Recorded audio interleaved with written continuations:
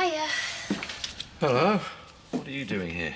Well, I just wondered if there's anything I could help out with. I'm bored out my brains in that stud office. Well, you're the one who wanted a job. Yeah, but I haven't got a proper job, have I? I mean, if I'm going to be your PA, I need to learn more about the business. Next thing you'll be asked you to take a look at the books. Oh, that'll be the day when a Tate shows a Dingle the books. Quite. Now, look, I have to go and meet a client. If you really want something to do, you can take these letters I've signed over to Virginia. Then the day's your own. Just so long as you're back at the cottage about 5, because that's when I do have something that is right up your street. Do you know something, Chris? Sometimes you can be flaming patronising.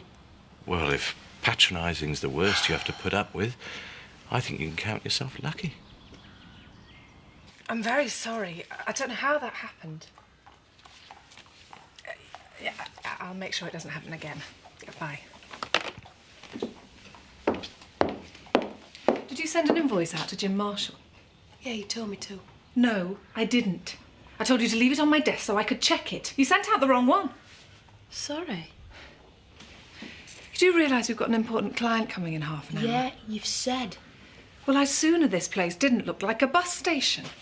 And if you must eat all the grapes, please don't leave the bare stalks in the bowl. It's so unattractive. Oh, no, she's early. Get rid of this. Only me. Oh, I thought you weren't coming in today. Isn't it your day off? I know. I'm not stopping. I just thought I'd look in, make sure there are no problems. Oh, no, there aren't. Well, only the usual. She's lying through there as though this is a bordello. Honestly, I don't know if it's worse when she helps me or when she doesn't. You want us to take her off your hands for the day? Yes, please. I don't think her feminine charms, such as they are, will cut much ice with our next appointment. Morning. Hello, Andrew. You all right, love? I'm well. What about you? Yeah, I'm okay. A bit bored, though. Fancy a day out? Where to? Well, nowhere special. It's my day off. I'm going to look at a mare that a friend of mine's thinking of buying. Busman's holiday. Well, yeah, but it's a nice try. If you want to come along, you might learn a thing or two. OK, I will. Beat stopping here. On second thoughts, is this wise? She is the boss's bind. And I am removing her at your request. I expect you to corroborate that. Well, that entirely depends on what you get up to while you're away. Will that be so foolish? Yes. OK, will I do like this? You haven't got any more practical shoes?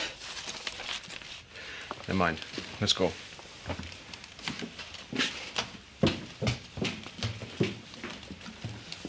But how can you tell just by looking at a horse? I can't. I can hazard a guess, and I'm usually right. But I've been working around horses since I was this high. Give yourself some time. Work with horses if you're interested. You could go a long way in this business. You're a nice girl, Charity. You're a pretty girl with a good brain in there if you ever decide to use it. Do you reckon?